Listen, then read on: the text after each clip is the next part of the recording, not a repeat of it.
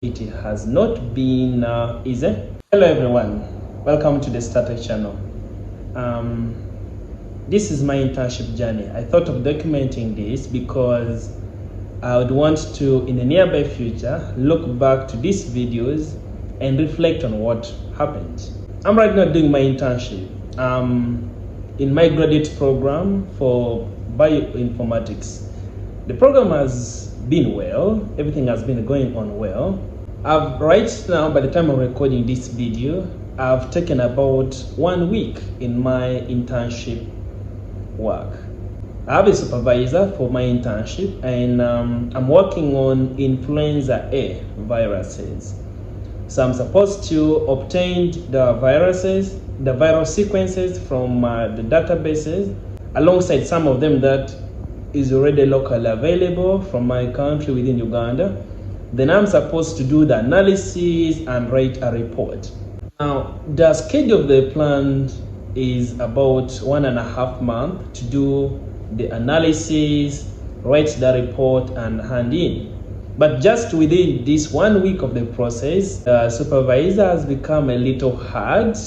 Perhaps it's me who is in the wrong, I'm not sure. But what happened was, my supervisor at first, the plan was he would give me the sequences for the influenza A viruses, and he would give me objectives that I have to answer, because it was already some work done. So I was supposed to replicate, but on my own. So after, he was supposed to compare what I've gotten compared to what the other people got. Of course, as I'm working along, I'd be getting assistances from him. It's part of the university policy. Then at the end of the day, if I finish up the work, I hand in and it's signed and handed over. But on going to pick up the sequences and a few of those documentations, originally I was supposed to work on just 5 whole genome sequences. For those ones not well versed with this, I'm so sorry. But there were 5 samples, let me call them 5 samples I was supposed to work upon that he had with him. But ongoing, he was that the 5 samples are not going to be enough. I'm supposed to go and download 215 more samples within the databases. The database is called GIS8, the GIS8.org. So that's where I was supposed to go, find out and get some more sequences, 215, with some given accession numbers. That was a little strange, because if I have 1.5 months to do this internship, literally the internship I'm supposed to begin doing hands-on skill, because whatever they've been doing in class, it was more theoretical and very less practical. So literally this time period, supervisor is supposed to move along with me, help me, guide me along. If I get stuck, help me out, more like sort of guiding me, teaching me with this hands-on experience, because after this we have to do final year research projects, after which you go to the job market. But I understand, could be this was a way of testing my knowledge and trying and making me do much more other self-learning. Of course, it's graduate school, they expected you to do self-learning, but so it's okay. But also what makes it more tough to think about is that the sequences I'm supposed to download was a previous research work done by a PhD student. So I was supposed to reproduce PhD research work in 1.5 months, answering the same objectives they have and even adding more objectives that's supposed to be there. And mark you, I have to get these sequences, look for the bioinformatics analysis pipeline, run them, pre-test, make sure it is working, produce a report, hand in, on top of writing a concept in 1.5 months. That's a pretty short time frame for people who have done a research writer. Like writing it alone until perfection for them to approve, leave alone analysis and doing these discussions and the rest. It really takes a while. It takes a while. And given that I'm just done with the first year, I'm not like that too competent still in the field that you expect me to do all the things within a short period of time. The experience is low. So I felt like I was being set for failure. Maybe I'm just trying to judge wrong, but it's well. So I go on, try to obtain the login details for GSAID organization, and they require one to use a university email, not a personal email. So it was changed recently. I do not have a university email. I tried activating one for my university, it failed. I contacted the technical team for the university, they failed to respond, and there's been back and forth emails with the support team for the university so that I can get a student email address so that I can apply for the GSAID database where I'm supposed to download the sequences from. So I write back to the supervisor to inform him that of this challenge, that you know what, I've failed to yet get in login credentials. I don't have university email. I've tried contacting the support team. There is no way, and I'm stuck at that phase. So I expected some kind feedback, right? Like some kind feedback, like okay, if you're getting a challenge, I have login details. You can come and then we do the login and then we download the sequences, or maybe like some option, because time is running down. And if I begin running around with these support issues, it may be hard to get that. But he didn't do that. His email stated that I am a graduate student, so you are expected to make sure you handle things on your own. Think outside the box, look for other solution. By now, you should know how to go about all these things and get solution for yourself. You should be able to have self-motivation, like all this kind of information. And so it was a little bit hurtful, right? But I felt like it was a training ground. Like I was being trained to man up. Like, okay, I was like, please man up. So I contacted one of my friends. For him, he's in South Africa doing a similar program, Bioinformatics. So I request him that, you know what, help, if you have a university email address, please, I'll help you register on GSAID, and then you can help me with the login details I use to download the sequences. I mean, it's just internship. I just need to get the sequences so that I can do the analysis and write a report, and that gets done. So this friend of mine helps me. He gets in the login details. And yesterday, so that's now yesterday made 7 days. Okay, this is Sunday when I'm recording this. So this was Friday. So I'm recording this on day 9. So this was day 7. So on day 7, we tried to log in. We tried to log in into the GSAID. It was successful. But when you went to download the sequences for the influenza A virus, that page is inaccessible. Probably just technical issues. Like the page is down, you cannot access any sequences from there. Other pages you can download like the COVID-19 viruses and other monkeypox viruses. So it's monkeypox virus, influenza viruses, and COVID viruses. So the GSAID org is a database for specifically those 3 majorly. There are of course others which are still under development, but the AP flu, where I'm supposed to get influenza A virus, is down. Like it's down.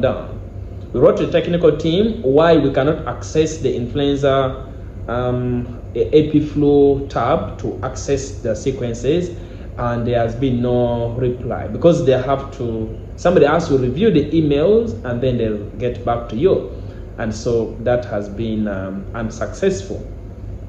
So when I faced this challenge, looking back at the previous email, my supervisor for the internship sent me, think outside the box, work out things, look for solutions, you are matured, you're a graduate student. So when I remembered that, so I thought of, why can't I write directly an email to the original owner of the sequences? Because these sequences, when somebody works in the lab, they do submit them to these public databases for people to download. But I was like, okay, since I cannot access the sequences from the database, how about I write directly to the owner of the original research? If they have a backup copy within their local computers, we could find a way of sharing it. I mean, the study was done in my country, Uganda, and I'm also from Uganda. And the person studied in my same university, Makerere, and so I thought, okay, there was a relationship in there. But maybe this was a mistake, right? Because on the email when I was writing, I copied the supervisor, just so that to let him know that this is the next step I am taking. I'm trying to write to the owner of the sequences so that they can give me the sequences. So that was the intention why I copied him in that email. So I explained the email so well to the person whom I was writing to, telling them the challenges I am finding in obtaining the sequences that they submitted in GSAID, and if there was a way they could help me with the sequence in case they have it in their local PC. But shortly after, the supervisor inboxed me and he's complaining, why did I write the email to the other person? The other person is a close friend to him. It's not good. I shouldn't be pulling such stunts. I should have informed him that I was having challenges. It's not good. People may stop teaching me or supervising me if I keep on doing such things. I shouldn't move behind his back. I shouldn't change the project plan and all that.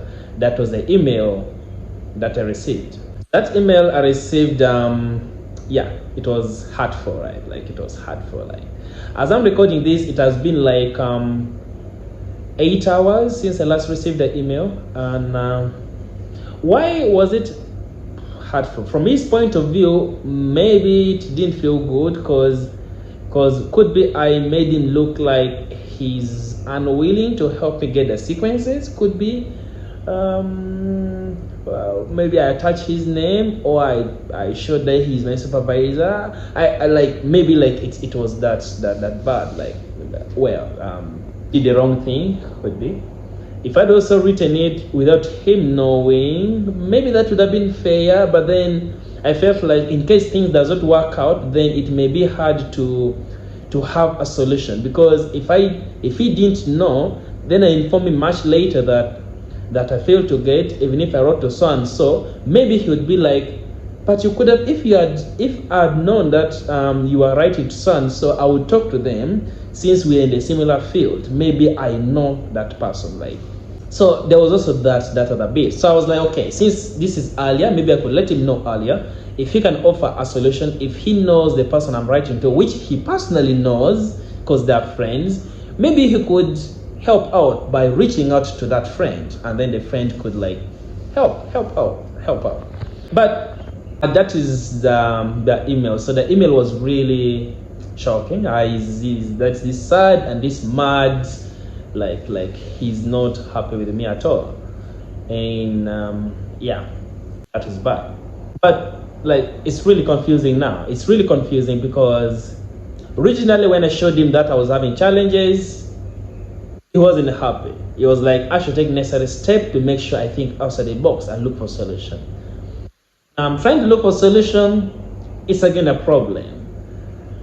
I shared my concept for the research, for the internship plan, because he requested, okay, you should be the one to write a concept, send me what you want to do with these sequences, the objectives and the methodology.